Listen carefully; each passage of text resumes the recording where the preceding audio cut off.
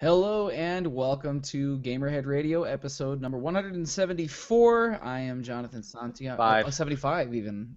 I am Jonathan Santiago, aka Cooked Brain Fallon Flynn. Wow. Wow, that's I am I am Charlie cooked immune system Technotronicorn Worthley. And I am Goat, the reason we're late tonight. I wouldn't say you're the reason we're late tonight. I would say that um, the Technology. That piece of shit yeah, laptop that you're using is clearly the reason. Whoever you bought that thing from, you should get a refund. the No, it's not the hardware, it's definitely the software. the Black The Knight, joke there is that he bought it from me, just to be clear. the The joke food is that of I the bought it internet. from him. That's amazing. Gentlemen, how was your week this week? Well, Miserable. Yeah. I Let's say start we with let's start with you, Charlie. You sound like you had kind of a rough spot this week, my friend. I've been we've got a sick since sick Wednesday. pony. Yeah, yes. I've been sick since Wednesday. I felt I felt it coming on Wednesday at work. Started with that whole post nasal drip thing, which is for me is like a sure. I don't know if that's other people. Of course, I Mm. haven't been in other people's bodies when they've gotten sick. For me, that's one of my telltale signs that I'm about to get very sick is when it starts with a post nasal drip. Um, Stayed home Thursday to try and like take a whole bunch of vitamin C and like head it off at the pass. Did not work. Was even worse on Friday. Was even worse on Saturday to the point where I missed the Villains show at the House of Blues, which I am incredibly upset about. And But at this point now, with it being Sunday, I'm on the upswing. But if you guys have ever had one of these like week long colds before, you might understand what I just give you a frame of reference when I say this. I'm at the point now where I've given myself a backache with the amount that I've coughed and sneezed over the last 4 days. So yeah, I'll be muting my microphone a lot probably tonight. So The no, nice, for some strange reason, all of a sudden, like some sort of haunted nightmare, something is going off next to me while we're live on the air. What the fuck is that? That's not my phone. Give me a second to check that. I was gonna say um, somebody's cat's either meowing or John has a loose Tyrannosaurus Rex. it could be one or the other, honestly. Being So, haunted by the ghost of fucking. I figured out what Charlie's problem is. Yeah. He did it to himself. What's that? He went on this epic 5 con binge. So you've just got con flu times 5. Yes. Um, Did that work? I tried to mute. Sorry. Yeah, it sure took its sweet time getting to me though. Here's another barometer for how sick you guys can know that I am. This is not the point, but this. I'm just going to show off my Ponyville Cyberfest beer stein because I love this thing. But I'm drinking beer out of this. What beer am I drinking out of this? You might ask. I am drinking Miller Lite. Why am I drinking Miller Lite? You might ask. Because I can't taste the good beer, so I'm just going to drink the shitty beer. So that's what it takes to get Charlie to drink cheap junk ass beers. Just get him sick of just fry his taste buds, and then No, he'll drink the flavored water.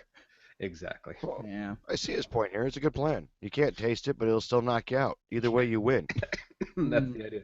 So, but speaking of the villains show that I missed, gentlemen, please tell me how the fruition of your last few months of labor turned out. It was good. It was crazy. Like it was a weekend and an evening full of insane technical difficulties. That's it. Just one of those like shit happens kind of weekends. But not to detriment. We we I called it a soft launch of the new show on Facebook a couple of days ago because that's exactly what it was. It was our costumes were varying degrees of levels of complete. So we actually got up there in unfinished costumes and did it. I'm missing like my costume's probably only about 50% finished. So I got up there in half the rig. The rest of it will be ready by Anime Midwest this coming Friday. But yeah, we did the best we could with what we had to work with in the moment.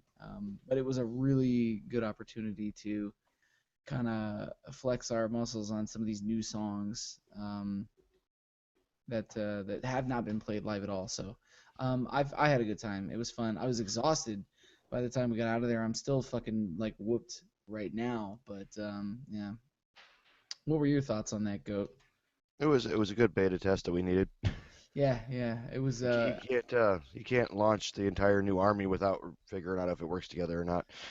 one of the things that makes me laugh though is like leave it to this band to do like, oh, we're gonna work out the kinks at House of Blues. We're gonna like we're gonna smooth it out. Like if there's any fuck ups there, it's fine. It's just House of Blues, which makes me laugh.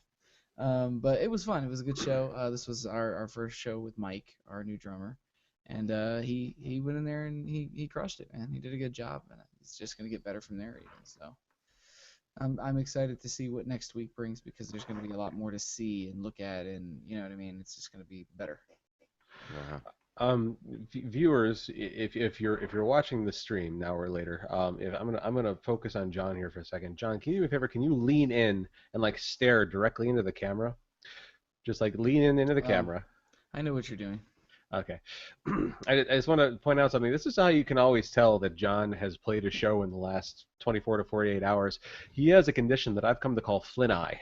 Yeah, yeah, it And is. the dark circles that you see around his eyes, that is not lack of sleep. That is the makeup that he has not been able to wash off yet. It's both. It's both. And I took a shower and I still can't get all of it off. So yeah, it's a little bit of both. People always think it is that I'm like maybe I have cancer or something when they see when they see my eyeballs. I'm like, no, not cancer. Well, You can tell him now. I've coined the term. You can say, no, I've just got Flynn eye. I've just got Flynn eye. Yeah, exactly what it is. So yeah, it sounds like we had a week. I don't know what the hell you'd call it other than had a week. But yeah, so Charlie, let's talk about this week's releases. Fill everybody in on what's coming out. Absolutely. So this week we're looking at Tuesday, July 5th. We're getting Rocket League Collector's Edition on the PS4, Xbox One, and PC. Carmageddon Max Damage on the PS4 and the Xbox One. Romance of the Three Kingdoms 13 on the PS4 and the PC. Lost Sea on the PC and the PS4. The Brookhaven Experiment on the PC, which is apparently a virtual reality title. Banner Saga 2 is getting a release on the PS4. Xbox got its release on July 1st, a couple days ago. Energy Hook is coming out on the PS4, PC, and Mac. Fury, that's Furi, which Hmm. also I suppose could be furry, but whatever. It's coming out on the PS4 and the PC. for a different game. Yeah, very, very two different games. Um, Lumo is coming out on the Vita. Is joining the Xbox One, PC, and Mac, and having a release out for that. And Metal Slug Anthology, the PS2 version is getting a re-release on the PS4. On Wednesday, July 6th, Deep Space Dash is coming out on the PC. And Friday, July 8th, Hawken, Hawken, Hawken is coming out on the PC and the PS4. Looking to the future, on Tuesday, July 12th, we're getting Song of the Deep coming out on PC, PS4, and Xbox One. That's that new side-scrolling game from Insomniac. Resident Evil 5 HD is coming out on the Xbox One and the PS4. Ghostbusters, hooray, is coming out on the PS4, the Xbox One, and the PS4. Yeah. Seventh Dragon 3 Code VFD coming on the 3DS, whatever. Assault Suit Lenos, Leynos, Lenos is coming on the PS4 and the PC. Mobile Suit Gundam, Gundam Extreme VS Force. Yes, Gundam is in the title twice, apparently, at least according to Kotaku's release log. It's coming out on the Vita. Tumblestone on the PC and the Mac. Necropolis, a diabolical dungeon delve. Alliteration coming out on the PC and the Mac. Video Ball is coming out on the PC, Mac, PS4, Xbox One. That's all on Tuesday, July 12th. Thursday, July 14th, Infinium Strikes coming out on the PS4, Xbox One, PC, and Mac. Domain Defense on the PC and Mac. And Friday, July 15th, Monster Hunter Generations on the 3DS. MX vs. ATV Supercross Encore on the Xbox One. Move Love. I'm sorry. I need to say that again because that was just a lot of fun to say. Move Love. It's coming out on the PC and the Xbox 360. What? And Rim World is coming out on the PC and the Mac. Can't help but wonder if Rim World is any relation to Move Love, but okay. It's actually all three games: Furry Love, Move Love, and Rim. Yeah. So one of the main reasons why I went and continued into the subsequent weeks releases is just because I personally don't really see anything coming out. Hello, fireworks. Anything coming out in this next week that's of any interest to me, and I wanted to see if there was anything in the week after. And I'm slightly interested in Song of the Deep, but I don't know enough about it to be sure. So what about you guys? You guys looking forward to anything here? Um, not particularly. There's not really anything that's standing out to me, and I think that may be a result of just I don't want to call it game burnout, but I've got so much shit to play that I find myself going. I've kind of put a moratorium on new purchases unless it's like gotta have it. You know what I Yeah. mean? So you should be looking forward to Rocket League Collector's Edition then, John. Shut up, goat. Yeah, yeah, yeah. But yeah, what about you, goat? Anything you're looking forward to on there? August, Why August? just because there's like nothing that's gonna come out and probably till then. We're in a Uh, lull. E3 just happened. It's summer, which we'll talk about that later. But you know, it's just eh, we're in that time. Eh, having an moment. All right, fair enough. So what did we play this week? Is there anything that stood out, Charlie, in Ooh, your illness? Did it slow you down enough to actually sit down and take time to play? actually, well, John, before we get to that, Uh-oh. it's the first week of the new month. Speaking of, oh yeah, there is that. Yes. Okay, Some good well, stuff actually too. yeah, let's see. Saga 2 is on there, I know, Yeah, I and think we got the um other one. You got Saga 2 and the other one.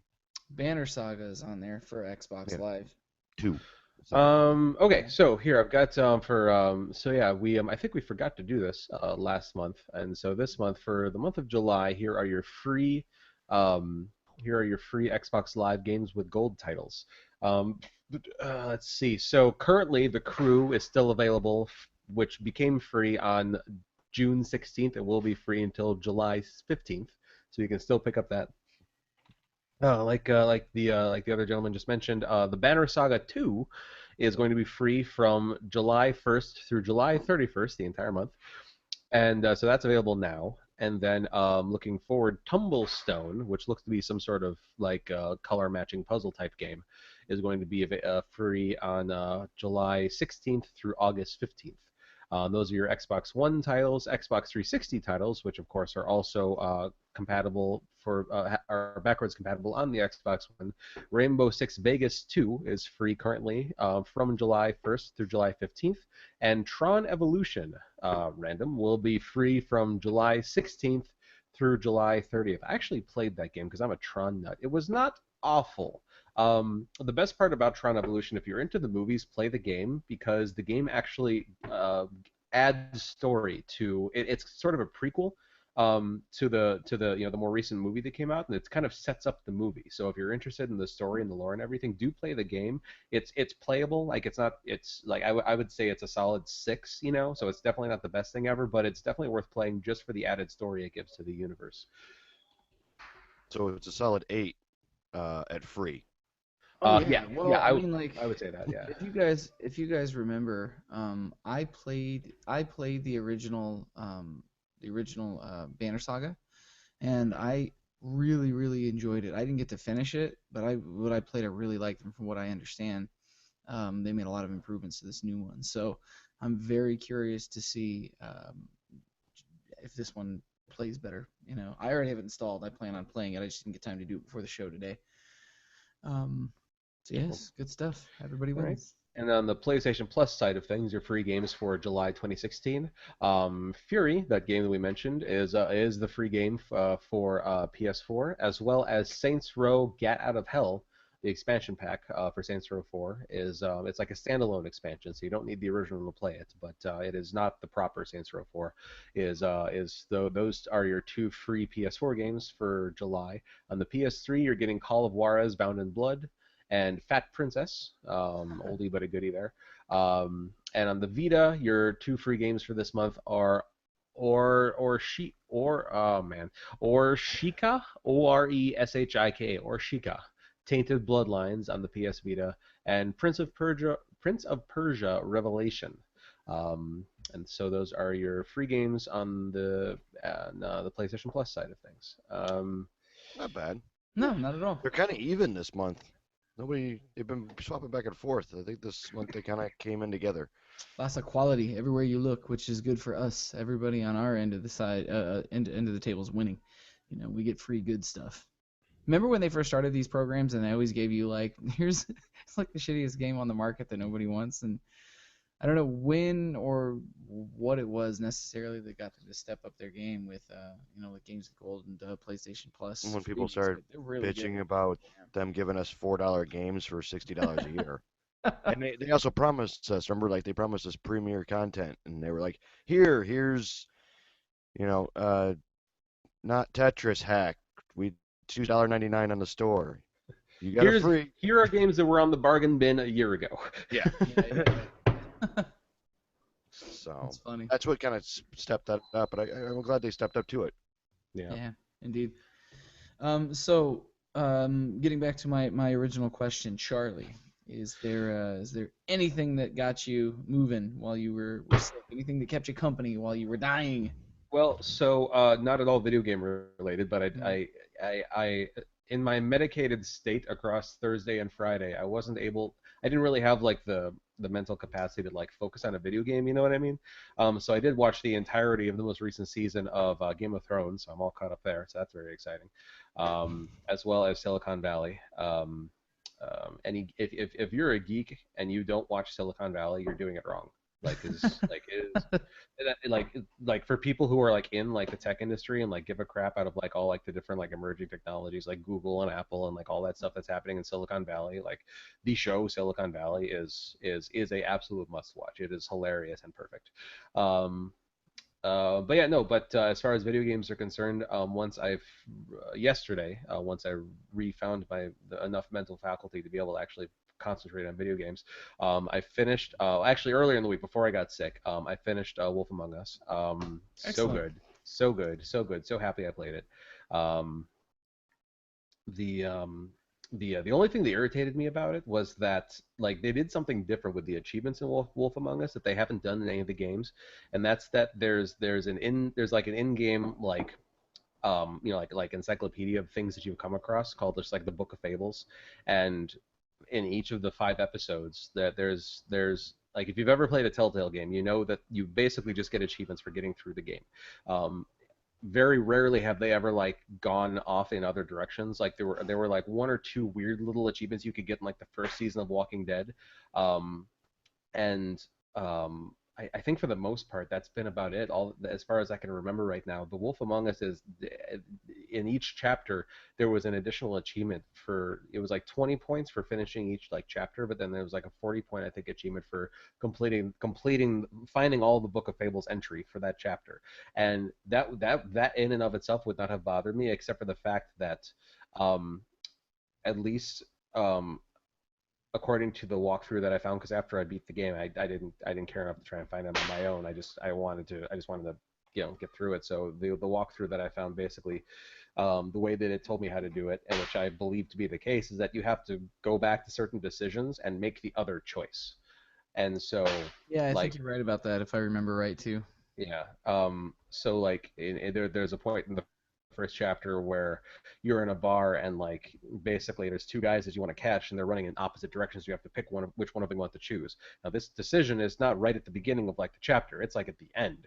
And so like it just kind of irked me that it just felt like I almost feel like I wouldn't be complaining about this if it wasn't a Telltale game. Like I felt like this was a very Telltale like thing for them to do, which is maybe why they haven't done it again.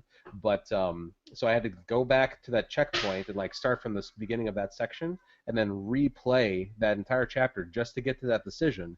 But then making that decision like didn't really do anything for me story wise. Like I suppose I could have continued to play to see how that decision like change things, but like in and of itself, that decision like wasn't any big revelating experience. Like it Yeah, was just but like that's part of what makes the Telltale games kind of interesting as like a social experiment because I have gone back and tinkered with Wolf Among Us again, and I almost always feel an overwhelming compulsion to pick the thing I picked last time, um, just because that felt like the right thing to do to me. It's just really strange how that works. We've got a question for you, Charlie, from Ricky Keller. He's Yes. asking you. Yeah, Ricky wants to know if I've played Tales from the Borderlands. How does this compare for you? I have played Tales from the Borderlands. I what I could say is that Wolf Among Us was overall a better experience, but I feel like Tales from the Borderlands had a better last chapter. Like Tales from the Borderlands had for me some lulls in the middle. Like there were some points where it felt kind of slow, but the way that Tales from the Borderlands ended, I thought was just amazing. Like the way it brought everything together and all your decisions finally caught up with you at the end in terms of like who was available to help you and like the final conflict in the game. Trying to be spoiler free here. For anybody else that's watching. But so the ending. I mean, I mean, generally speaking, I'd say that they're about like I would rank them about the same, but for different reasons. Wolf Among Us for me was better consistently, but Tales of Borderlands had a significantly better ending. Is how I would classify it. So you'd say it went out with a bang.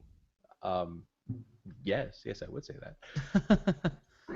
I figured Um, it was fitting for the 4th of July weekend. yeah.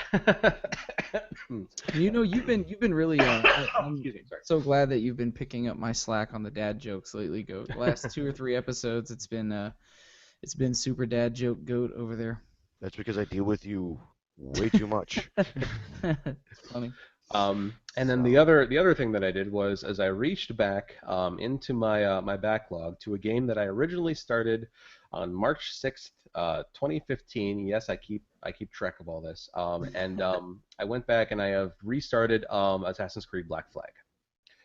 Because I've said, this has been sitting on my list for long enough in a semi-complete state. I've got plenty of games that I haven't even started, but the ones that I have started, those bug me more than the others, and so I've just said, it's time. Like I'm way off of my normal pattern of being 1 year behind. And yeah, so you're off cycle now. yeah, way off cycle. So I've gone But back they're to that. skipping a year, so you're actually on cycle because they're skipping this year, so you skipped last year. You're fine. It's true. Well, but There no, was a I'm window to catch up, maybe. well maybe yeah because I'm uh Well, you're two in the hole. You got Unity and Syndicate, don't you? yeah Yeah. yeah yeah. So hmm Yeah. so yeah, I've got Gotta That's get ways off to it. go here. there. Basically, just have to make all his next 3 games would just have to be all Assassin's Creed to Ding, catch ding, up.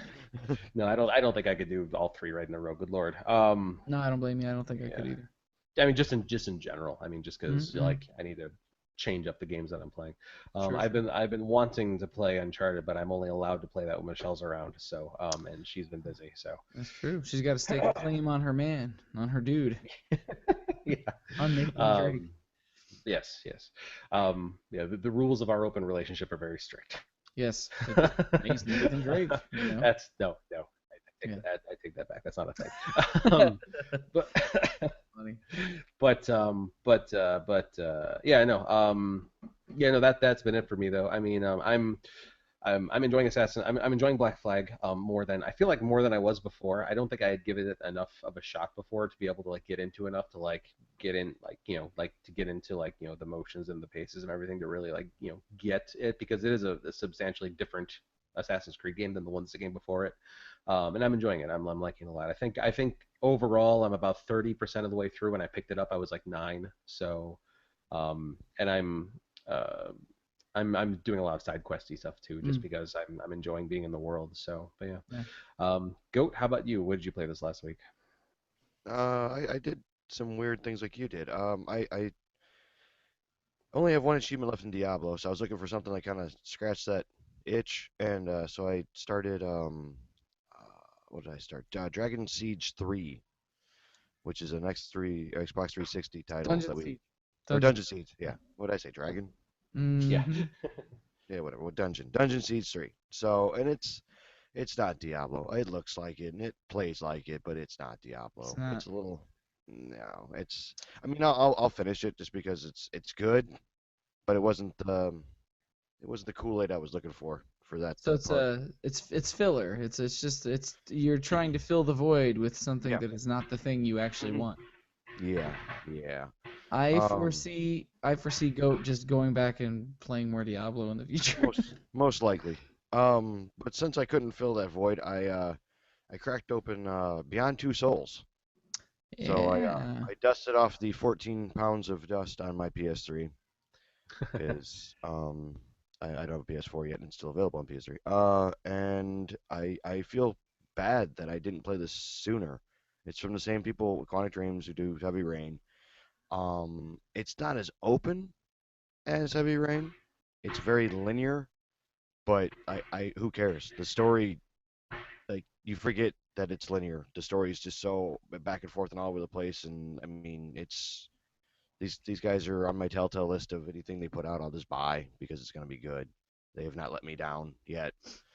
They have scared the crap out of me several times so far, but other than that, Yeah, but you know what? David Cage is a good he's a good game director. I mean, I always have like tiny problems with his games, but they're not enough to ever really say anything bad about the games. It's always yeah. like some of the voiceover work is always kind of questionable in their games. I don't Because know. William Defoe's in this one, so I'm alright with it. yeah, well they got real actors from that point forward, but Hmm. for everything, I shouldn't say real actors. That sounds shitty. More well known or more professional actors. That sounds so shitty. Um, Not a real musician. yeah, clearly. No, but I think a lot of it was is that if I remember correctly, they were getting because Quantic Dream and David Cage, they're French. It's a French studio. I think they were getting French. They were getting French actors to speak with an American accent, and so there was always Oh, hey, a that little bit. It did never quite fit on that a front, little but awkward. yeah, it was just a little unnatural, I would say, as opposed to awkward. But yeah, good stuff. It's on my two playlists. It's the only one of his games I have not played so far. Oh, So you're missing out. yeah, You're yeah. missing out. I'd be playing it except for A my disclaimer. good. Disclaimer, real quick. If anybody hears gunfire, that's just Charlie's neighborhood. He lives in the ghetto. It's all right. Definitely not fireworks. Yeah, I may or may not be under attack. Um, Hey, I've got fireworks going off outside my window here too. It's 4th of July weekend here, so what did we expect? Ladies and gentlemen, with your free Gamerhead radio show, you also get a fireworks show. Yay! which is awesome in audio. Yes, it is. It's just Yeah. wonderful. The best way to listen, best way to go to a fireworks show is just to listen to them. They're Yes, that's right. visually not worth it. Yes, yes, clearly. Um, I would be playing Beyond Two Souls. I would be playing a lot of things if the power supply on my PlayStation 3 had not died. I can't play. I was in the middle. I was like 20 hours into Ni no Kuni and it died, and you can't know what that did to my soul that I didn't get to finish Ni no Kuni. Megan was very upset about it actually because she was all about It's a that game. great game. It's a fucking great game. Still on my to need to play list. Talking about it makes me sad though because I can't finish it. I bought a power supply to replace the one I had, and I bought the wrong one, so I'm gonna resell that one and then buy the right one. But anyways, anything else on your list of games you played today, or this week? No, no, Huh? I had villain stuff going on, and Yeah, you know, yeah. Largely, I had the same problem. I did get some game time in this week, but not as much as I have been off and on for the last few weeks. Um, I played a game. Well, I'll get to that one in a second. I played, of course, a bunch of Overwatch, but it was not just because I was enjoying playing it, but because they added something to it that a lot of people were curious about. Just a couple days ago, they added a competitive matchmaking mode where it's like esports competitive and you have to play. It's kind of like Rocket League. You'll know from you have to play 10 matches to kind of get your placement in the ranking ladder, and then there are seasons that last for. This first one's only going to be I think a month or something like that, and then going forward the seasons last for 3 months apiece. And if you play well, your rank goes up. If you play poorly, it goes down, and you get like for participating in the season, you get some vanity rewards that you can use in the game. And then and it's definitely more challenging. I've noticed that competitive people are doing that thing because people are playing much better. So I had a good time with it. Um, Nothing else new to say about Overwatch other than I still think it's a lot of fun. They just gave you more of a reason to own it because now there's a whole other mode in there that helps add some value to it. And then I played a game called Subnautica, which I have had for a while on my PC. But I decided to, I don't know, I just decided to go in and crack open some of the stuff that I have wanted to play for a while and just did not for whatever reason. So Subnautica is kind of a survival world building type game. is sort of like uh, Minecraft or Space Engineers or any of those games, just a survival game. But it's unique because you're in a spaceship in space, big ship, like a capital ship type thing, and it's crashing, it's blowing up and falling out of the sky into the atmosphere, and you jettison out of this in a like escape pod type thing, and you hit the water, and when you in this little capsule, and when you are in the capsule, you can climb up a ladder and look up what's above you, and you just see ocean everywhere, and that huge ship crashed into and kind of slowly sinking, and then you can go below and drop out of it, and you're in the ocean, and you collect resources and things to you have to feed yourself, you have to catch fish and cook them, and you have to explore the ocean. And there's like apparently some really large, very horrifying monsters in that ocean because it's an alien world.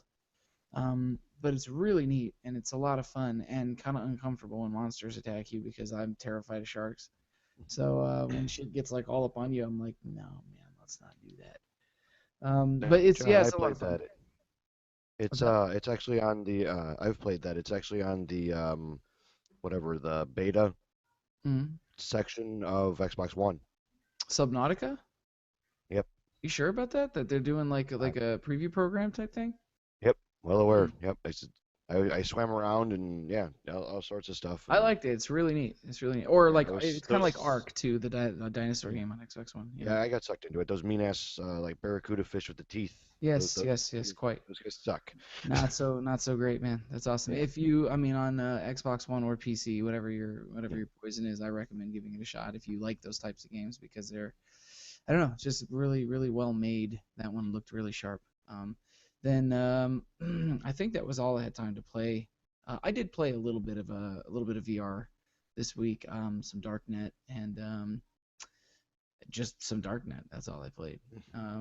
But yeah, that's all I had time for this week. Getting ready for the villain show left me a little bit light and lean on free time to sit and play this week, unfortunately. It's understandable. Before we move on, just a funny anecdote. That crash, that bang that we heard a bit ago, that was a firework. Michelle actually came up to ask me if I fell out of my chair. She really was that like forceful on your Yes, guys' end? Jesus, yes. wild man. People I getting said, crazy over there. yeah. Eh, it's not fireworks, it's tiny bombs. Oh, beautiful for spacious skies, and we blow stuff up. Yeah, that's Yeah. right. Got Only in nothing. America can you break the law by lighting off fireworks in celebration of your country's freedom. Yes, yes, it's true. I'm pretty sure other countries do that too, but Yeah, yeah, America, yes. I'm pretty sure fireworks are probably legal there. No, maybe. maybe, Um, possibly. Real quick, I just want to say hi to one of our viewers, Darcy. Hi, Darcy, who's hijacked her boyfriend's computer to watch us. So, Excellent. Welcome, Darcy. It's good to see you. Thanks for and watching the show. yes, and hi, Mark, if you're in the room. um, We know you're there. yes, yes, yes, yes.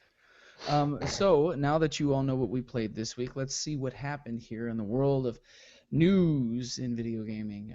It's a little bit of a lean week. I expected it to be as such, but I've got a couple of things here that might pique your interest. So, starting off at number 5 for this week, it seems that kind of pursuant to a discussion that we had some months ago about VR and the direction of it, and like we had this joke about what is it that always drives the growth of a technology is whether or not it finds the nudies. Well, according to Google, VR porn searches are up 9,900% on Google since 2014. And The this is secret's out, chaps. yes, it makes me laugh. Shockingly, it's not shocking at all. Um, People are spending a lot of time looking this up now that the Gear VR has become such an installed thing for people who can get it easily, or the other VR units that are out there. So um, searches for VR porn have increased 100-fold from November 2014 through April 2016, according to Google Trends. That is a growth of 9,900% in 17 months, and it shows how rapidly an idea can take off if people get behind it, especially when you're talking about an emerging technology, something that people are just now kind of trying to adopt. The information came from a research firm called Superdata. They said that they're predicting the virtual reality could turn into a $40 billion business by 2020, kind of based on the demand for porn in whatever medium it is, and they're saying that this is probably no exception. Just to make it super official and mad pro, um, here I'm gonna screen share so that you guys can see this super duper professional infographic that I did not make. You see, here is where you see the no bone zone, and then clearly you see you get the EPERV peak right here. So yeah, Wait, isn't that right about the time all the Gear VRs and S7s were finally shipped I'm out? I'm gonna say probably very much so. Yeah, Because and Ricky wants to know which device is the best selling so he can invest in it.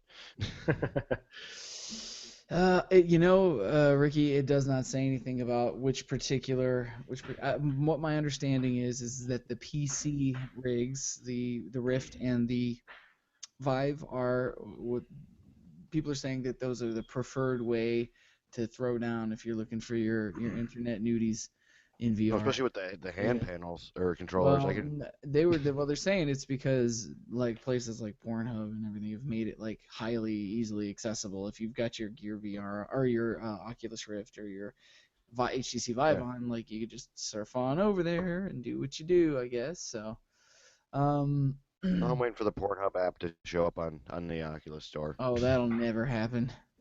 That'll never happen. But yeah, there you go, gents. We were, not surprisingly, not wrong about that, and I'm sure it's probably just going to get crazier. Any thoughts on this trend, gentlemen? This upswing, as it were. I only have one thing to say on the matter. Mm-hmm. Oh God, did you have to bring it back, Charlie? Did you have to bring it back? The Jesus, future, man. ladies and gentlemen. And Ricky, to answer your question, Uh, that appears to be a Gear VR headset on that man. Um, ee. so Yeah, that is. Yeah, I think Yeah, that that looks answers. like an innovator edition to me. Yeah, hmm yeah. Oh I yeah, would. I would. there's no charging port on the bottom. God damn it, Charlie. So fucking uncomfortable, man. You're Ugh. welcome. Yeah, I know. Let's go ahead and wash the proverbial taste of that last story out of our mouths here and move on to number 4 for the week. So, Evo 2016 is just around the bend, which, for those of you that don't know, is Evolution.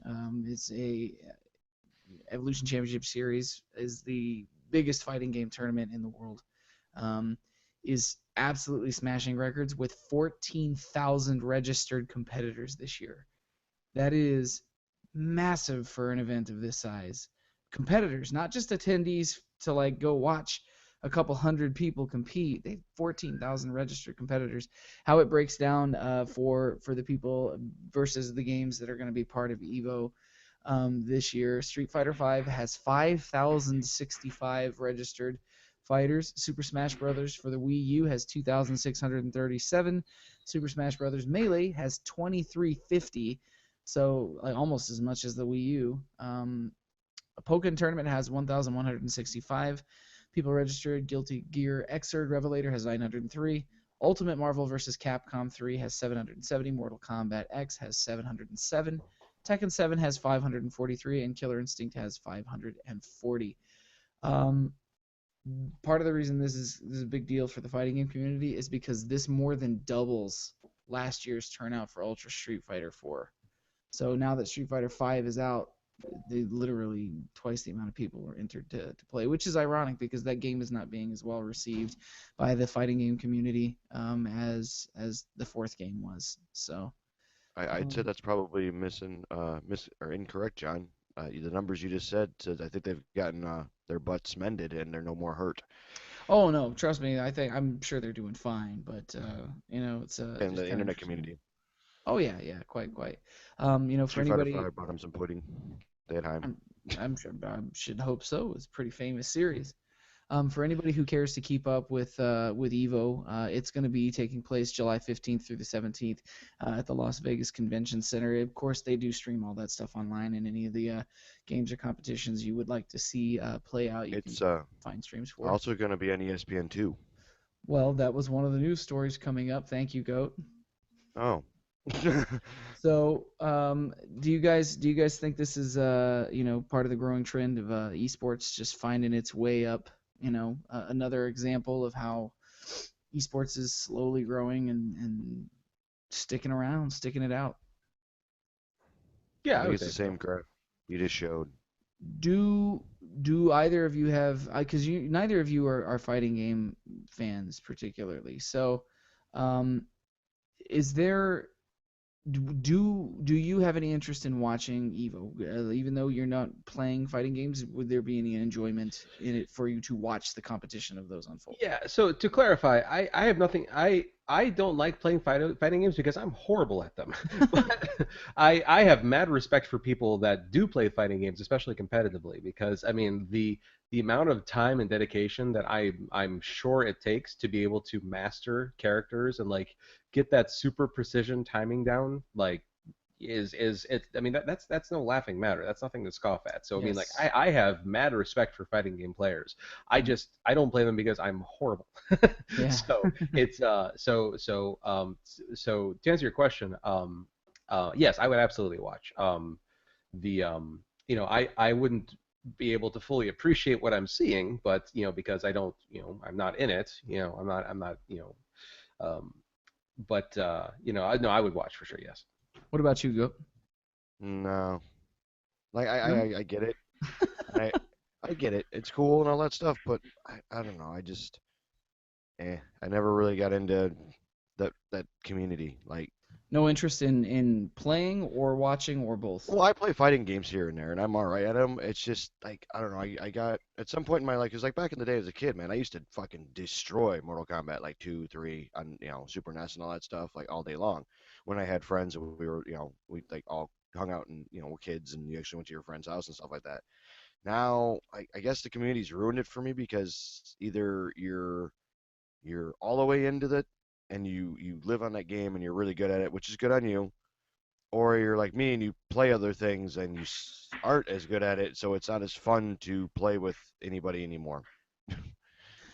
I think they lost you when people as a group when humanity became interested in it because everybody knows goat wherever people go, goat goes the other way. I was at the House of Blues last night. There was like 10 people there. Good God, please, Oh there were wow. more than 10 people there. Eat shit, goat. Oh, I don't count the other side of the fence. No, on my side of the barrier. That is true. We had a lot of people as part of our crew last night because we had extra people performing with us and some friends there, and yeah, guys doing lights. Yeah, you're right. We had a lot of people backstage last night actually. I mean, they were all crew. They had to be crew. The House of Blues is terror for anybody who doesn't know. House of Blues is like,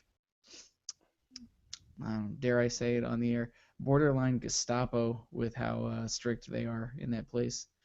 Well, they're But House of Blues. yeah, yeah, yeah, for sure. But Nationwide. yes, anyways, Yeah. in the Back best back to interest of fighting. not yes of not rambling, I'm very excited for Evo. I'm gonna be checking it out, and I'll be talking about it as I did, last year as well. While when we get to that episode of the show, I'll be talking about some of the results and highlights. I plan to watch it and dig in and really see what I can get to. But let's go ahead and move on to number 3 for the week. Um, where video games are concerned, it seemed that for a while choosing to kickstart a project could be a really good way for independent developers to get a bigger budget than they would have had to independently develop a game before. But it seems that Kickstarter is seeing a huge decline in money being pledged to video games in 2016. Um, as opposed to the years prior where people would throw like truckloads of cash at a Kickstarter project if they believed in it enough, a la Mighty Number Nine. It's a fine example, one of those things. So if you talk about or you think about some games that have been like heavily or largely crowdfunded besides Mighty Number Nine, Shenmue 3 is an example of that because that is largely being made uh, almost entirely being made with crowdfunding. It's that took in a $6 million total. If you remember, we talked about after E3 last year. Bloodstained Ritual of the Night took in 5.5 million the month before that one, and 2016 is not wielding any sort of results like that. As a matter of fact, according to the information that was collected by the research company that put all this together, people are just not. I think because so many They've kickstarted. gotten burned. Yeah, they've been burned. They've been burned too many times. Either not gotten what they were promised, or the developer puts out a rushed product and says, this is it. This is the game." And you kind of are left going like, "What the fuck did you spend that money on? I know you didn't spend it all on this game. Don't you lie to me." Yeah. Well, that and a lot of people I know who have been Mhm. burned by this stuff, they get burned in the end because Yeah, it's yeah, always a nightmare actually getting your product. yeah. Well, I mean, to give you an example, though, too, of how large the disparity is between last year and this year, a lot of these games that were sort of semi-high profile took in, several millions, as we just talked about a second ago. But a lot of the games that are hitting for 2016 that are being considered successes are taking in, $450,000, $230,000, $175,000 for various projects that are listed as part of the article. That's substantially less. And not that those games can't be made with those budgets. I mean, it certainly depends on, I guess, what kind of games they're trying to make. But a lot of people are saying that Mighty Number Nine's kind of rocky, bumpy launch is not going to help that trend at all. Do you have either of you had an experience with a Kickstarted project where you got burned or felt like maybe it wasn't a good idea to participate? Most of them. Most of them. Yeah. Well, like I've tried. I've a couple here and there. I'll throw in some dollars and all that stuff. But like I don't know. I'm like, Well, because Charlie is very much a believer in kickstarting. He's talked about kickstarting several things, you know, during our time on the show, and getting behind something on Kickstarter. So, Charlie, you ever had a bad experience, been burned? You're making me think. I'm trying to remember. I'm just gonna pull up all the stuff that I've kickstarted. So, um, the let's see. So no, actually, I mean, like I've had stuff be delayed, which is hardly unusual. But I mean, as far as Kickstarter is concerned, I mean, the very first thing I ever kickstarted was the Video Games Live level 3. When Mike was back on the show. Um, I guess the one bad example I have is there were some folks who were trying to um, excuse me, like make a version of Android that would work well on PCs. I did kickstart that. They've been updating frequently, but they've pivoted several times, and I'm not really sure what's going to be happening there. But so I have nothing to show for that yet. But it was only like $10 or something, so I'm not really concerned about that. Exploding Kittens was a huge success, so I'm not really concerned Massive about that. success. I did back Starfighter Incorporated, but that did not, which was the space sim from the people who had made X-Wing Crisis and Desert Combat, but that did not get funded. So which shockingly did not get funded. But no harm, no foul there. And then then I've got a couple tech things that I had done on the other platform, the other big one that's not Kickstarter. Indiegogo. Indiegogo, yes, thank you.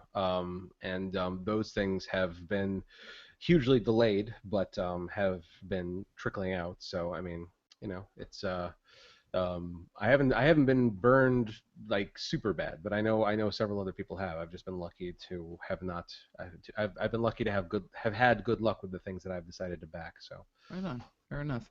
Viewer and listener Cal Davis kind of opined here on the subject we're discussing right now. He said, "I will say I backed Bloodstained: Ritual of the Night. As a backer, I was given a copy of the demo played at E3 this year. The demo was absolutely fantastic." cool. And that's the last thing he'll ever get. So See. for our listeners and viewers, really quick here, we have a very brief cameo on the show here. Here's my son. This is my son. Mini Flynn. Yeah, Micro Flynn makes an appearance. Say Where were hi. you last night, pal? Waving at everybody. Say hi. There you go. Hey, little man. Go see your mother. He escaped. He broke out. He escaped.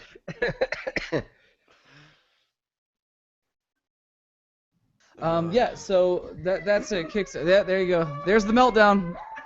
That's it. This is my life. But Dad, I want to be on the Yeah, that's exactly what it is. show. Man, it sounds a lot like John after the show last night in the green room. I did, dude. No fucking joke, man. My feet were killing me on stage. The boots I acquired for my costume they look neat, but they are entirely unfunctional as a I piece will of not be performance gear. shocked if I do not next week. Oh my god, no, I'm getting different boots. I actually have blisters on my shins today, no joke. Like really bad blisters, dude. It sucked. Yeah. I look like a leper, dude. It's not good. Oh, yeah. Anyways, though, just Did to you kind kickstart those boots? of God, I'm gonna kickstart them right out the fucking window. Um, I I don't dislike crowdfunding, crowdsourcing. I typically don't back them usually because I'm always really skeptical that these that people are gonna fucking finish I'm their with you. projects. I don't So have money to throw around and just wait to see where it goes. I've backed a couple things, but nothing substantial. $5, $10. He's like, here, I'll help out in this way. I mean, and I have some experience with crowdfunding because a couple years ago, the Pink Elephants on Parade video that VS for Villain shot was largely crowdfunded. We had a successful Kickstarter campaign a few years back, so that was nice. I like that, but I don't know. Do you guys think that these numbers are going to go back up at any point, or do you think that the trend of crowdfunding has just become flooded and partially disappointing? I think it's become tainted. Like the Yeah. potato salad guys ruined it. No, you're right about that. I think that kind of stuff is just Yeah, silly and that ridiculous. the Jesus waffles, all that crap is kind of tainted. It kind of like Jesus eBay. waffles. eBay did There's the our same show thing. title right there, Jesus waffles. This is our yearly So Jesus title. Last year it was Christians don't laugh at Jesus and IDARB. This year it's Jesus yeah, waffles. That's it. Got to meet the quota. All right, moving on to number yes, 2. Um, so this is not. I don't know if this is necessarily big news. I just wanted to point out company did something nice for somebody for a change. Overwatch, pretty huge game right now. A lot of people are playing it, and don't laugh. This is not funny. This is no, actually not just a funny you. story. Everything right now. It's John Overwatch following This Overwatch this Flames. had nothing to do with my appreciation of Overwatch. This had everything to do with Blizzard doing You something misspoke there. thoughtful. You misspoke. It's obsession. It's not appreciation. It's not an obsession. It's not an obsession. Not yet. I mean, I'm getting there, but it's not there yet. Blizzard has paid tribute to an Overwatch fan by the name of Wu Hongyu, who passed away on the 23rd of May, which was the day before the game's launch. Um, Apparently, this gentleman was killed in an accident. Um, they put a memorial in the game. I'm going to share in just a second here a photo of that so that you can see what it was they put into the game for him. Apparently, this gentleman took part in the beta that preceded the game's actual release and was a big fan. And he was. This is the really kind of shitty, sad part about the story. According to the original reports out of China, he passed away at the age of 20 after giving chase to a thief who tried to steal his friend's motorcycle, and it ended in a collision that killed this young man, unfortunately. So Blizzard put in this memorial, which translates to you'll see some Chinese characters above this here, and let me double check and make sure I have this correct. Oh, the translation on the suit says "Heroes never die," and they did clarify that they put this in for him. So I thought this was really cool of Blizzard. Let's take a look. There you go. So what you see kind of at the bottom here is one of the hero characters, Genji's arm. So that's not part of the tribute. That's just his arm. Oh, okay. The suit is itself is the arm, and then right here in the center in red characters, it's where it says "Heroes Never Die," and they placed that in there for him. It's kind of cool. Yeah, man, I think it's neat. That's nice. Companies are not in Yeah. any way obligated to do that, and they didn't know this guy from Joe Schmo, so I thought that was kind of a cool thing. Um, I It's always wanted nice when to. people do that. Yes. Very kind. Yeah. I'm glad that more games are doing that now. Not really much to say, about the story otherwise, other than that's very unfortunate. And I think, a lot of character on behalf of the fellow that passed away, trying to chase a thief down. It's unfortunate it ended the way it did. So yeah, Leave moving on. chasing down the professionals. That's right. That's right. Moving on to number one for the week. Goat made mention of something during our Evo stories, two Evo stories this week, but this one kind of a bigger deal because um, Evo's Street Fighter V tournament is going to be televised on ESPN2, which I'm sure is probably making ESPN and sports fans just like gnash their teeth in like disgust. No, no, it's fine. It's on ESPN too. They don't even consider that a real channel. Yeah, So nah, apparently that's not. where all the Yeah, well, weird kid that's where they sports put go. like shuffleboard and Where the curling polo. championship is every year. Yeah, curling. Don't talk bad about curling. I'm not saying shit about I never knew. Yeah, see, Goat's a sports. He's an athlete. He is curling. Yes, I just play weird sports that That's aren't it. American. What were we just talking about? Goat plays sports that nobody else plays because he hates people. Yeah. So what they're gonna do is ESPN's coverage for Evo 2016 is gonna begin at 10 p.m. Eastern time on Sunday, July 17th. You can actually check it out during their live Watch ESPN streaming service if you have that, if you care to. A quotation was John Lasker, Vice President of Programming and Acquisitions for ESPN Digital Media, said the Street Fighter V World Championship will be one of the must-see competitions for the EVO Finals. We're always exploring ways to serve the growing and passionate audience of competitive gaming, and we look forward to delivering this event to fans. We've talked about this off and on, but ESPN seems to be increasingly more interested in getting involved in esports because it's an emerging thing, and they are, football or sports everything, So, um, do you guys want to see more of this in gaming? Do you want to see more games, competitive games? I mean, not necessarily this type of game, but do you think it would be neat to see this stuff more widely broadcast like this? Yeah, I think it just anything like this just like validates the platform and validates the concept and the idea and just video gaming in general. Absolutely, No, yeah. no, it doesn't.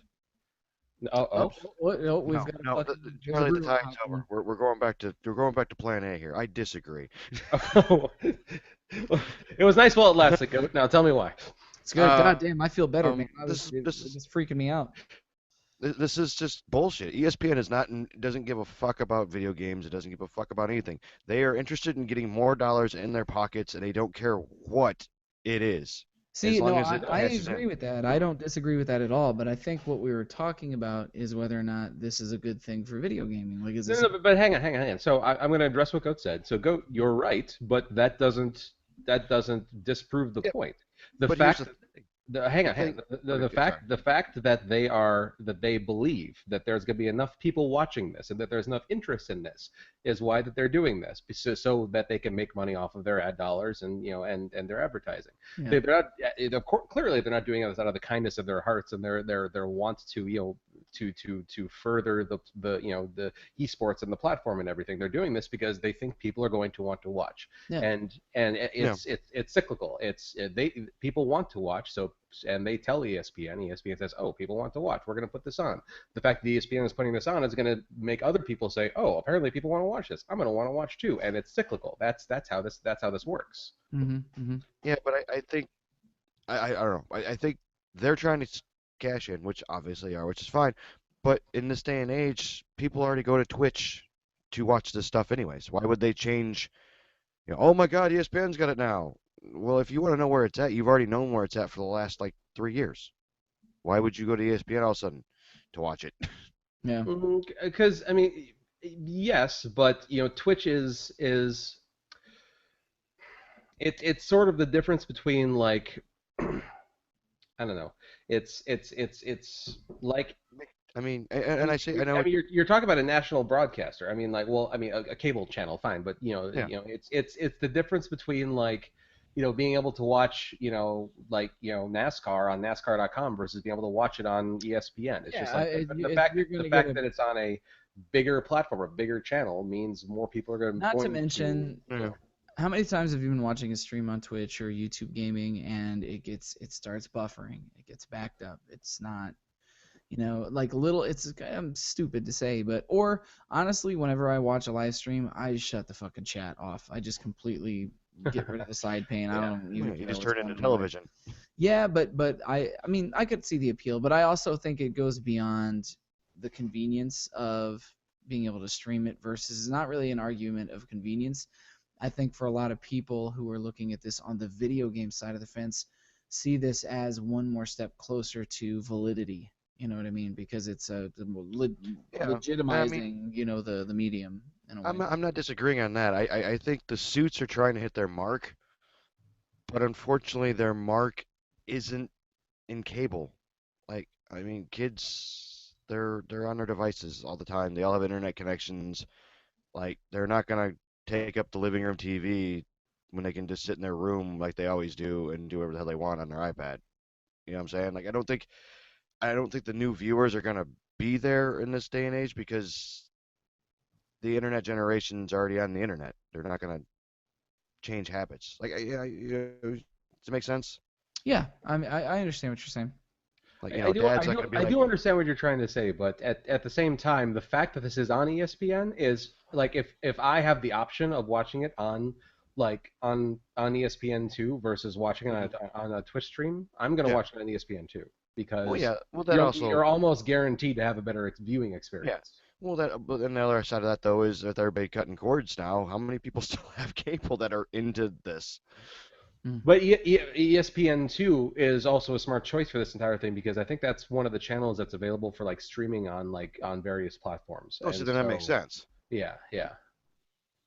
So that Um, makes sense. I mean, Yeah. at least back with the Xbox 360. Now I'm not a sports guy, so I'm probably the wrong person to Hmm. opine on this. But I remember back when the 360, they had that ESPN2 app on there where you could watch ESPN2 via the app Oh on the yeah, 360. that was the But beginning of it. I think it's still around. yeah, probably. Um, Ricky is asking, do you think there will ever be a bar audience interested in a MLG broadcast?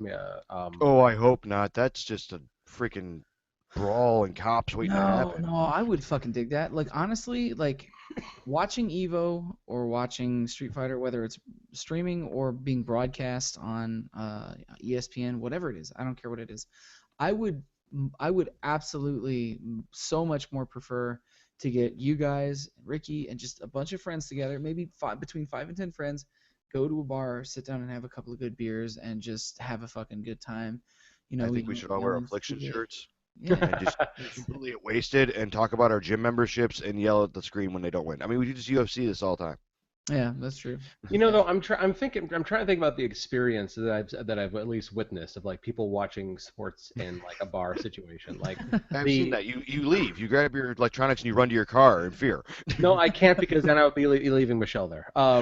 Oh God. The yeah, but I mean, like when you're talking about like something like NFL or NHL or something like that, something interesting happens maybe every few minutes. You know what I mean? Like so the experience of like watching a game in a bar works because you can be social in between like the commercial breaks and in between like just like when when it's first, second, third, or whatever down, Hmm. and they're in the Yep. middle of the field, and nothing interesting is going to be happening for a few minutes until they get into the red zone, and so it's I'm using football terms, dang it. um, Yeah, I'm impressed. Can we screen share to show that you have them listed on your screen? I don't the proof. There's nothing there, nothing there. Um, That's but funny.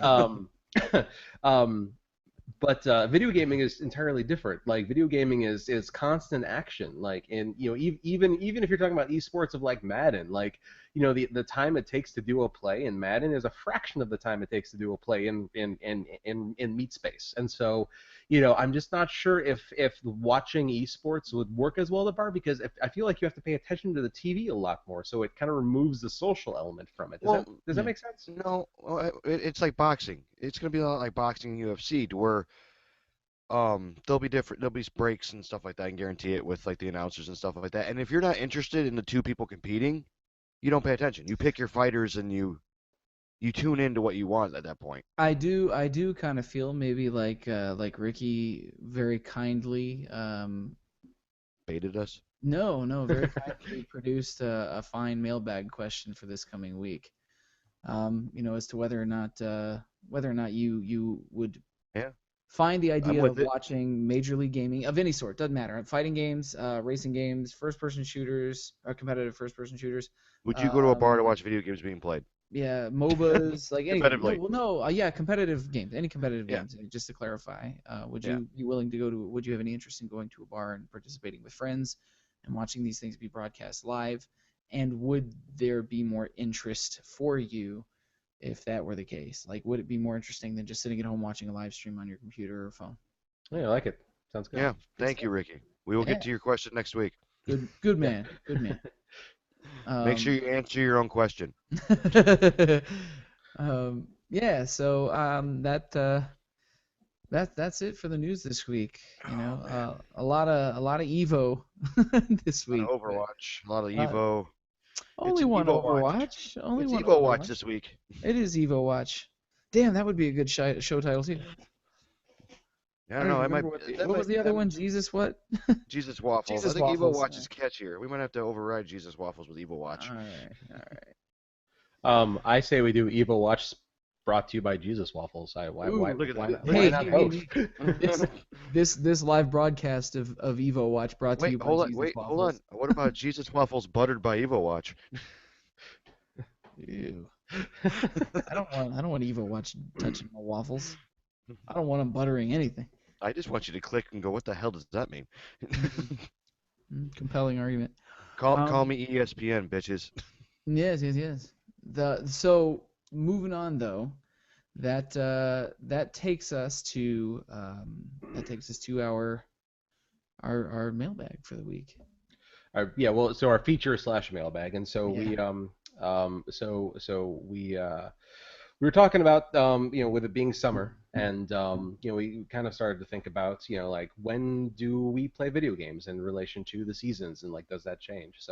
Um, so so uh, so John, would you say that you play video games more or less during the summer versus the winter? You know, I want to say my gut instinct is that I play them less during the summer, but that is I think whether or not I choose to play less during the summer is only dependent upon the day. If it is like oppressively hot outside, I'm staying inside and play video games, man. If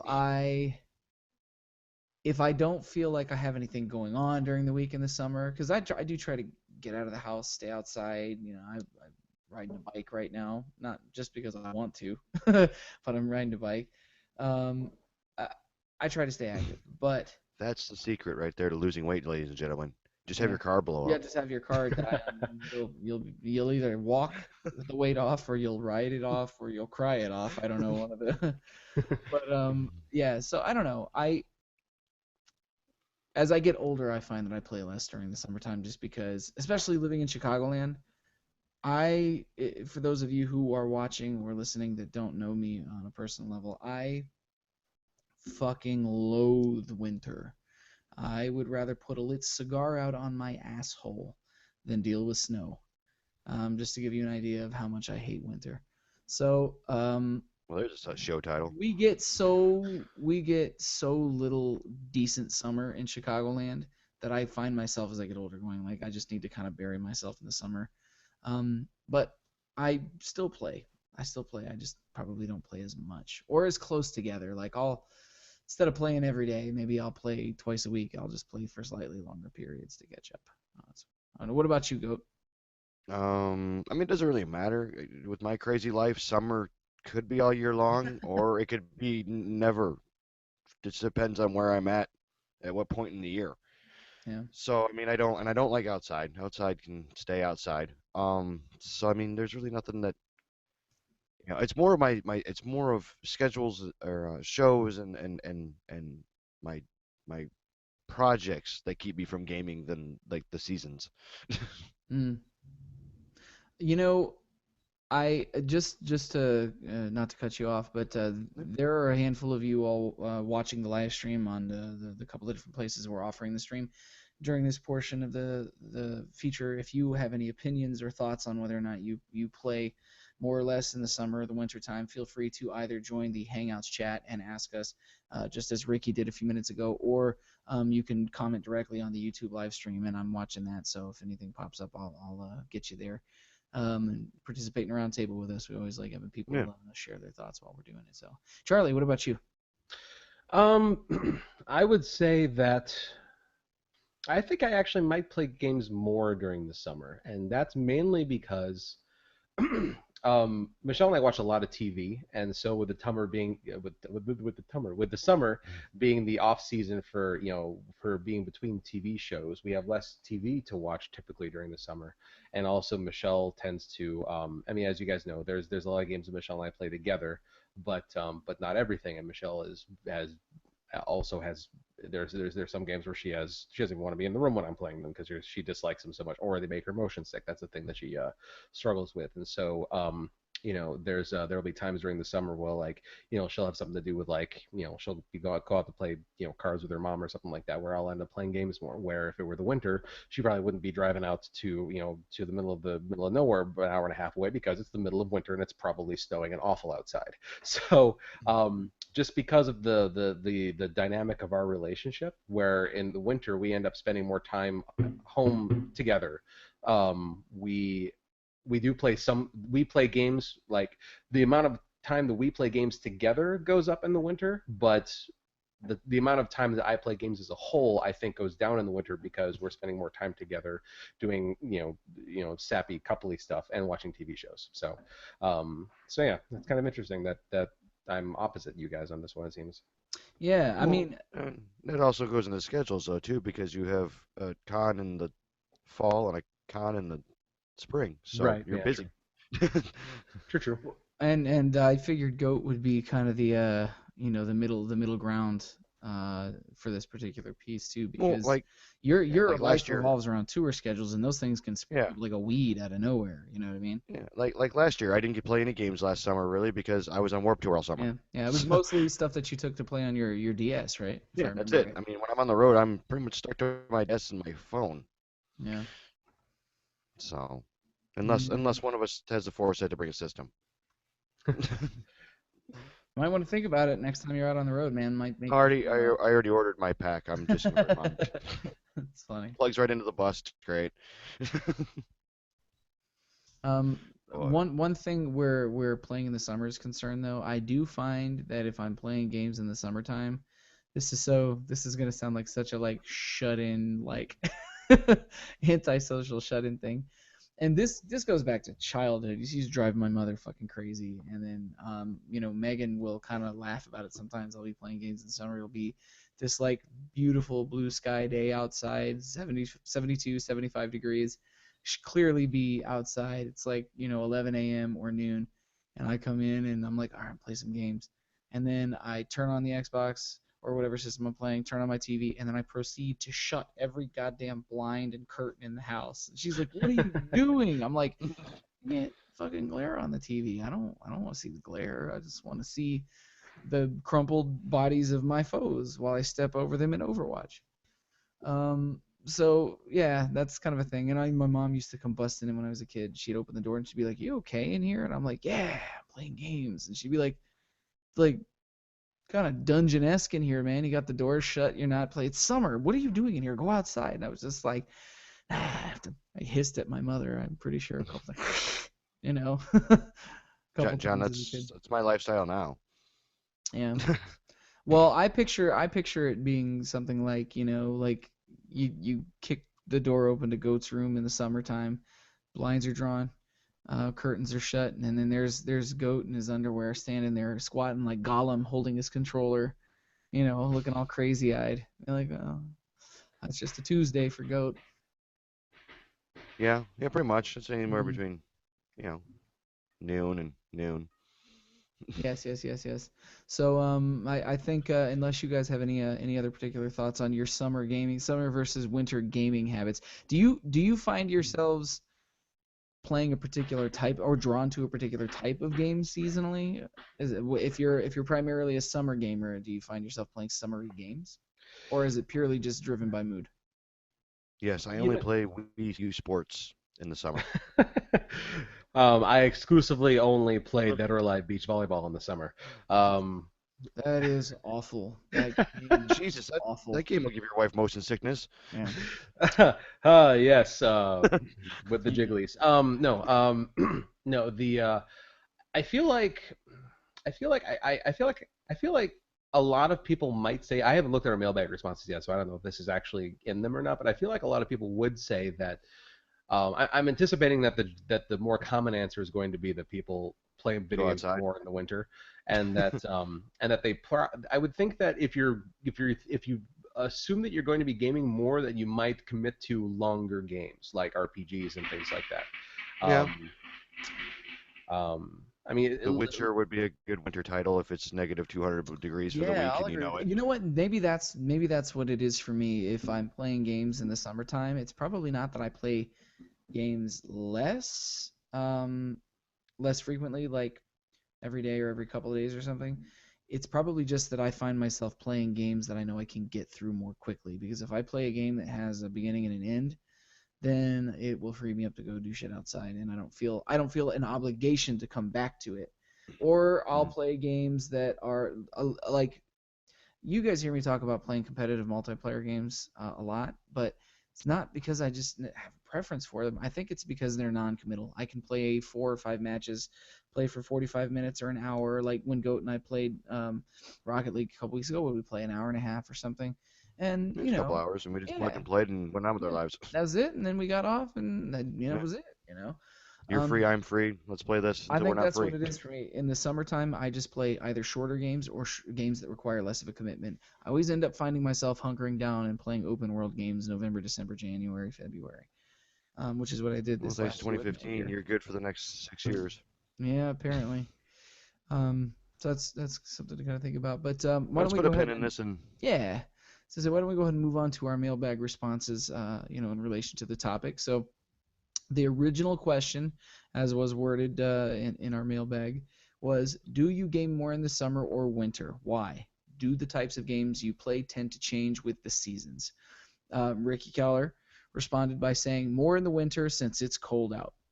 Dan Lotke said same for whatever season. Kids, enough said. I can actually hear Dan saying that in Dan's very dry, sleepy-eyed way. Very good, Dan.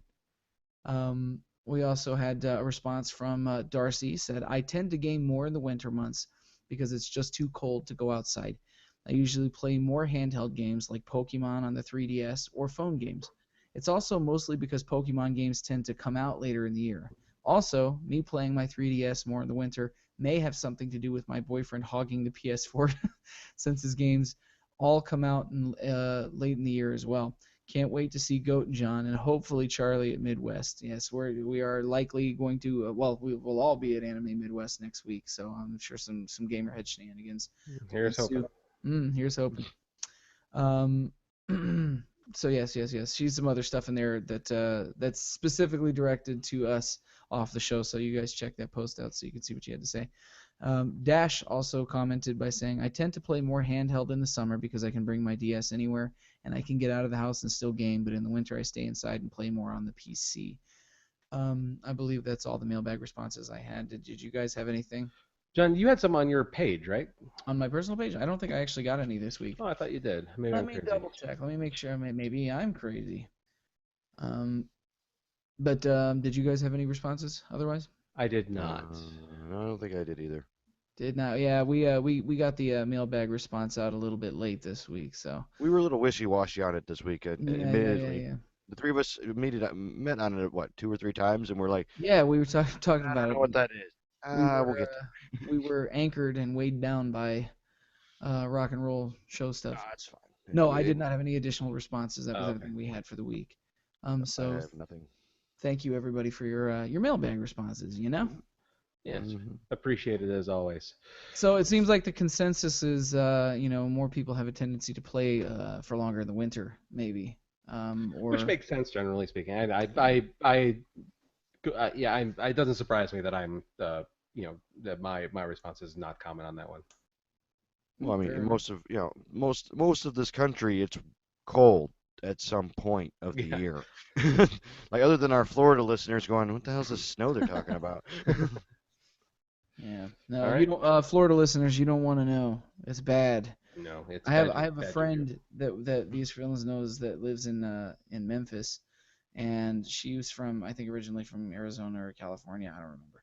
The desert, somewhere out in the desert. She moved to Tennessee and just complained and complained and complained and complained and complained that she never got to see snow. And I used to tell her, there's nothing for you to see. Whatever you think it is, whatever wonderful, beautiful, sweet thing you think it is, it's a lie. Don't do it. And she came up here to visit once and was just like singing Frozen songs and like twirling around in the snow. And I was just like, the only reason you're doing that is because you get to go back to Tennessee where it doesn't snow in your face. You're doing the fun stuff, not the Hmm. horrible shit that ruins your week and your day. Sorry, I'm very bitter about winter. So I'm with you, John. mm we do not Yep, have yep, yeah, a likewise, mail from likewise. Songbird this week. So hopefully she'll catch up with us soon. I blame that on ourselves for the Yes, delay in clearly. the mailbag question. Absolutely. Hmm. Yeah. Absolutely. Yeah, we did not give her enough hmm time. Yep. She's to Um, craft a diabolical mindfuck for us yeah. this week. Hmm. She Um, needs at least 72 hours for that. Mhm. yeah. Michelle is, I believe, one of the only people that I know that actually was born and raised and still lives in the Chicagoland area that still gets excited when it snows. Like she loves the snow My, until my wife. until like 2 months into it, and then she's Yep. over it. But Yep. Megan's yeah, the same way. She really. still like enjoys winter and likes snow and you know You and know why? You know why? Why? Why? no. They don't have to shovel it. Oh, yeah, she does. What are you talking about? No, we typically, well, Michelle maybe, yeah, but we don't. Michelle's a whole other animal, though. Like she'll work on the car and beat you up, and we'll be like, "Charlie, you brought it upon yourself. You're the That's victim." true. That's true. You're not wrong. Yeah, I'm like the condo association has Most women don't shovel the walk. their guys out there taking care of that. So, Yeah. too long, don't read. Fuck winter. There it is. So, yes, yes, Move yes. to Arizona. It's nice. So, let's talk about what we've got coming up here. Anything you guys got scooting and moving this week? Everything you're gonna say. Pardon. Yes, I hope to be not sick soon. That is on my current. That is very high on my current list of things to accomplish in my life. Um, But aside from that, I'll plug the Gamerhead Radio aspect of next weekend because these guys are going to be talking about all the villains aspect. So we are the with like a 2% chance of maybe it not happening just because we're still waiting to hear back on our press passes, technically speaking. But with the confidence that will be taken care of, Gamerhead Radio will be at Anime Midwest in Rosemont, I think, right? Rosemont, Illinois. Hmm. Yeah, Um, yeah, yeah. at the Hyatt Regency there, the hotel with the big four copper towers. Actually, Hmm? Anime Midwest has moved up in terms of its overall size grade, so they will actually be sharing the Donald E. Stevens Convention Center Oh wow, check with them out. with the Exotica Expo. All right, Oh, well, that's right. Yes. Anime, and porn this weekend. Same That's building. right. Yeah, yeah. Gamerhead Radio Wild, may wild also be weekend. covering something else, but Yeah, they're bulge.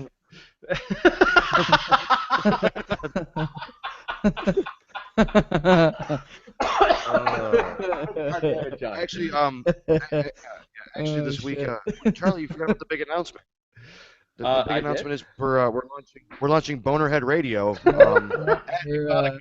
you might be launching Bonerhead Radio. I am not launching that thing. Can we now? God, now there's another show title. I want to call the episode Bonerhead Radio, but it would be that would be a faux You don't really have to change the logo; it is already a bone. Exactly. pas. We'll spell fuck you for free. Dude, you know Oh what? We do. no! Too much, too far, too far. Okay. Anyways, Good. Gamerhead Radio. So we got our one dad joke in courtesy Hmm. of Goat this week, and we also met our once a week make Charlie uncomfortable quota. So And we're done agreeing. We're back on track. yeah, I'll call this a successful show. And and you guys all disagreed is this right week. with the world. That's right. So, Gamerhead Radio will be covering Anime Midwest next week. And given the size of everything, we're really hoping to really do some like we're hoping to try and track some people down for interviews. We want to interview some of the various people that have done some video game voice acting there. We're going to try and talk to the convention organizers and see if we can get some of that arranged. That is our goal. Nothing is scheduled or in stone by any means yet, but that is what we're going to be trying to do. But at the very least, we'll be wandering the floor and hopefully doing some periscoping and checking things out like we've done in the past. You guys have seemed to enjoy that, and so we'll be repeating that, as well as then, of course, with the villains festivities on Friday nights. John, why don't you say a little something about that? We are going to be doing the less soft version launch of our show.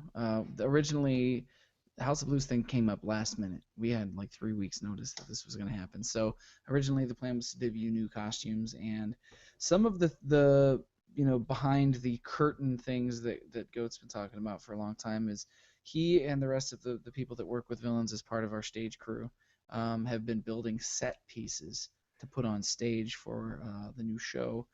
I won't spoil it, just because it's hopefully aesthetically will look really neat and when you guys see it. But they've spent the better part of the last maybe 3 weeks and change, right, Goat? June. We'll call it June. We call it June. Building these set pieces, and the portion that Goat helped build, Goat and Ed, brother of JR, one of our other stage managers, they built something big. This is large and kind of cumbersome, and has to be taken apart in several pieces in order to get it to and fro. We'll be showing it off at Exotica. We probably so. So that's it. The costumes are going to be more complete. So those of you that came out to House of Blues, you'll get to see. Well, they got to see the one piece in costumes. House of Blues. It's true. The That's one true. piece of furniture we built. Yeah, it's that true. your brother and you were fighting over. Oh, that's fucking dramatic. We weren't fighting over it. I kicked his ass. No. Other than that, you're also going to hear some new songs, because if you came out to House of Blues, we didn't play everything that we've been rehearsing. There are a few other songs from Murder in the Art that were not performed. If everything goes the way it's supposed to, we may be playing Murder in the Art in its entirety from start to finish, and then a few of the older tracks that you guys all really dig. So, we'll see. We'll see what comes of it this week. But we're going to be on Friday evening. We are the headlining entertainment for Friday night. There will be a different concert on Saturday night, so if you have badges for the weekend, you'll get plenty of music entertainment. We'll be on just before the rave. So come, hang with us. This is the first time we've done Anime Midwest that has not fallen on 4th of July.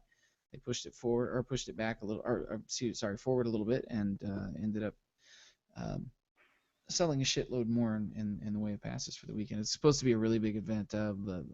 Without getting into their personal business, somebody from their staff told me that they've sold like almost 20,000 pre-reg for this. Oh my God! It's like Seriously? 17, I think a little over 17,000, and that was weeks ago. So I don't even. It's going to be a really big show. It's almost doubled from last year. Wow. Yeah, just taking it off of 4th of July weekend, I think, made a huge difference for their attendance, because everybody's out of town or busy for the holiday. Yeah. So we'll see. Well, the dual conventions, I'm sure they probably got something going on there. Oh, yeah. Well, no, they're not working at all with Exotica, because they don't, it's a lot of kids at the Anime Con, they don't want to be associated with that. But Exotica's really smart. Anybody who has an Anime Midwest badge and shows it at registration for Exotica, I think they get like $10 off the cost of their badge or something like Nice. that. So it's kind of nice. fun. Yeah, so that's everything going on for this week. The following week, I'll talk about that more next week, but we're going to be playing at Animazing in Davenport, Iowa, another animecon.org event. So we got a lot coming up the next couple weeks. Yeah. Just, up to our eyeballs in rock and roll. So it's good. Okay. I would ask Goat what he's got going on, but all of that pretty much.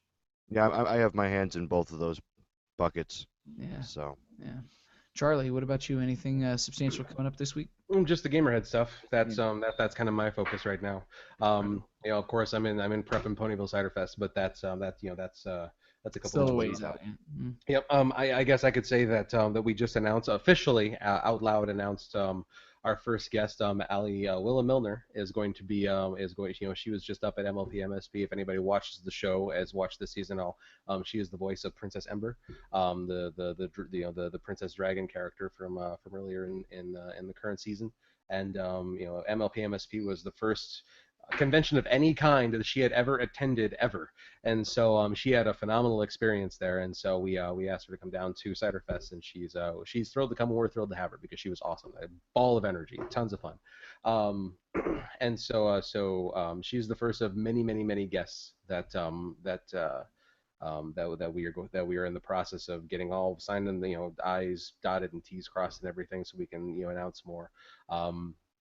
Yeah, we had our first all manager meeting the other night, and the thing I'm personally most excited about is that everybody is on board with me, with my charge, with my like goal of having this be like the first PonyCon that at least I have worked where things are not all like last minute. Like we have more than enough time to plan things out. Like we're coming up with a schedule, we're coming up with deadlines, and like with any luck, fingers crossed, the month before Cider Fest, you will not see typical dead 3 hours of sleep a night Charlie. So here's hoping. Because I hope you have an iron fist to enforce it. I have mine and my department directors, which are or my division directors, which are just as gung ho about this idea as I am. So Awesome. people will have several fists to contend with. Yeah, okay, fingers crossed. And I hope nothing more painful to people than con craziness. Yeah. So here's open. But yeah, no, no, Cider Fest is. I was gonna say it's my favorite con, but I guess that's not fair because I love all the cons for various reasons. But Cider Fest has like, I mean, Very Charlie statement. Yeah, I mean, well, it's like Winnie City is the con that's the most mine because like Corey the chair, like God bless him, but he was all but absent in pretty much everything leading up to Winnie City, and so like I feel like the most ownership and like the most like this is my baby about Winnie City. And Winnie City is a quick little tidbit for anybody who's watching. Winnie City dates have been picked, and we're just waiting to sign for Corey to get back from Anthrocon, which he was at this weekend, to come back and sign the contract, and then we will be announcing Winnie City dates for this coming spring. Anybody who went there last year, it's all but official that we will be back right about the same time period. But yeah, so it's like Winnie City is the most mine. It's like I feel like it's kind of like my baby, but Cider Fest was the first one that like I vice chaired, and so like it's also the biggest that I'm responsible for and everything. So I don't know, it's whatever. Cider Fest is a party. It's a whole ton of fun. I'm just really looking forward to it. I'll stop babbling. But yeah, no. Right now I'm mainly just looking forward to Anime Midwest next weekend. I mean, especially with hearing what their reg numbers are like, man, that sounds like it's gonna be crazy. So yeah, should be a good time. Absolutely. Man, we have two different outlooks on it. I love it. Charlie's like, I'm a patron. I'm gonna enjoy it. And I'm like, oh my god, I'm gonna murder someone. Well, that's because you're gonna be working. You gotta sift through the sea of humanity. I have coined the phrase. The crew has coined the phrase. Looking after the villains is like herding wet cats. Oh, that's bullshit. Well, I don't know, maybe. The most common question is, where's this one? It was just here. It was just here. All right, that's fair. We're difficult to pin down because I would say hyper cats because wet cats sound like they would be slower and more disoriented. Yeah. No, they're disoriented and pissed off usually because then you tell them they gotta do something, they're like, oh, I'm already doing this. Oh, okay. Wet cats, got it. I'm busy right now. Go busy. All right, but anyways, I think we've probably covered everything of interest to our listeners, and I do believe some things that aren't interesting. Yes.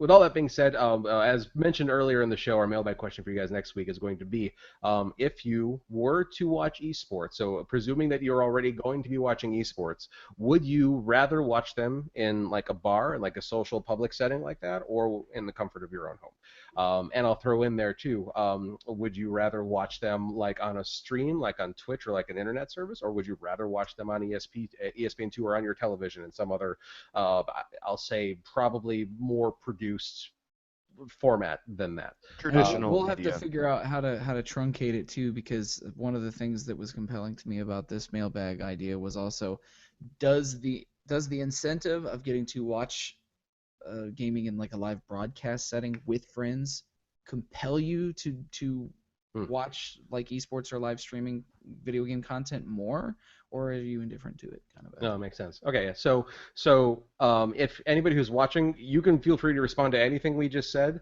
We'll have a more concise way of asking all of that when we post it on social media. But feel free to respond to anything we just said. You don't have to wait for whatever the official question is. But yeah, so that's our mailbag question to you for next week. And with all that being said, if you've liked what you heard, you can find us at gamerheadradio.com, at facebook.com/gamerheadradio, at google.com/+gamerheadradio, and on Twitter at gamerheadradio, where I'm at TEK Charlie, John is at the Fallon Flynn, and Goat is at Sir Goatsworth. You can call in and drunk wet cats, Darcy says. Yes, drunk wet cats. Yeah, they will be that at Midwest. A couple of us, sometimes, every now and again. I hope to have my video camera fixed by then. You can email us, editors@gamerheadradio.com, or call and leave us a message at 949-26-GAMER. You can please download the official Gamerhead Radio app on Android on Google Play services, or you can download and subscribe on iTunes, Stitcher, SoundCloud, TuneIn, YouTube, Twitch, or with your podcast downloader of choice. Thank you very much for watching, listening, participating, commenting, questioning, mailbag responding, all of those various things. We appreciate you guys all very much, and you make this less boring to do every week than it would be otherwise. So once again, thank you very much. This has been episode 175, my God, of Gamerhead Radio. And lead in. Today on Gamerhead Radio. Nothing. We could do today on Gamerhead Radio. The only thing I got is dirty as hell. Yeah, that ain't gonna. I'll go first. We could do today on Gamerhead Radio. We can't decide whether to name the show, and then we could just say the three things that we were trying to choose between. Yeah. Okay. Yeah. Yeah. All right with that. Because that kind of just sets up. We could actually just work the three into a sentence. Jesus Waffles, and then what were the other two? Boner. No. Bonerhead Radio. Yeah, Bonerhead Radio. Bonerhead Radio, and then what was the it was what was going to be sponsored by Jesus Waffles? Over EVOwatch. EVOwatch.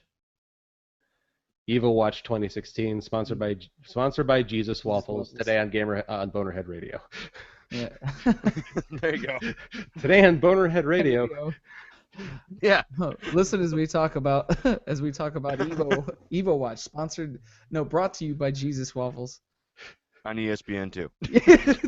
There you go. All right, I think we're onto something.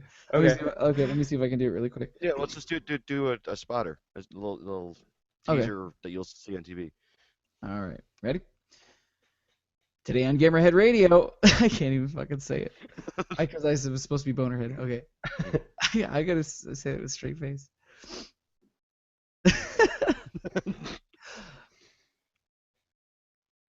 I can't fucking. Okay. John Goose Fraba. That's gonna make me laugh more if I just keep doing that. Goose Fraba. Today on Bonerhead Radio. You do realize that the Easter egg reel is going to be about 300 minutes long. No, it's fucking great. Okay, hold on. I'm about to get serious. Today on Bonerhead Radio. God, you fucked it up. I had it. Sorry. Okay. Today on Bonerhead Radio.